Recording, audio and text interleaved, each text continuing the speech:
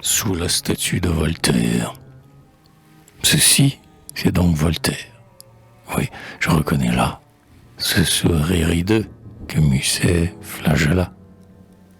Le bronze grandit l'homme et lui donne du torse, mais c'est bien là toujours la même lèvre torse, qui, de miel pour les rois, au rictus exécré, 60 ans insulta tout ce qui fut sacré, et dont, ô mon pays, sur ta sainte blessure, vint rejaillir un jour la lâche éclaboussure. Donc te voilà, Voltaire. Eh bien, lève un instant la membrane qui bat sur cet œil clignotant. Dresse la tête, et puis laisse tomber le tome que tu tiens à la main.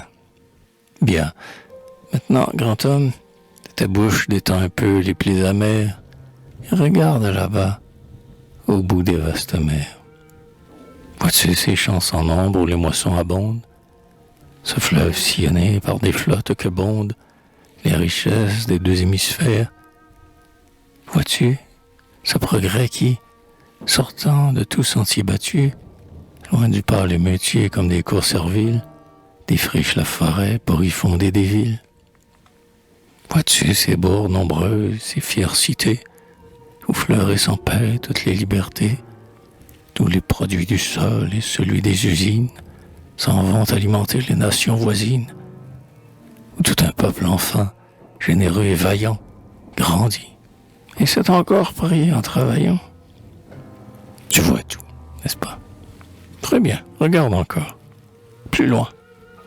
Vois ce pays immense que décore un ciel fait pour nourrir des poitrines d'airain, sol auquel il ne faut que des bras et des reins, pour que ces prés sans bornes et ces plaines fécondes deviennent à jamais le grenier des deux mondes. Enfin, vois tous ces grands territoires ouverts aux avatars futurs d'un nouvel univers, où serpente déjà la route colossale qu'avait rêvé un jour Cavelier de la Salle. Empire qui, baigné par ces trois océans, peut embrasser l'Europe entre ses bras géants. Et dis-moi maintenant, de ta voix satanique, qui crut pouvoir flétrir par sa verve cynique dans un libelle atroce, ignoble, révoltant, l'héroïne que tout bon français aime tant.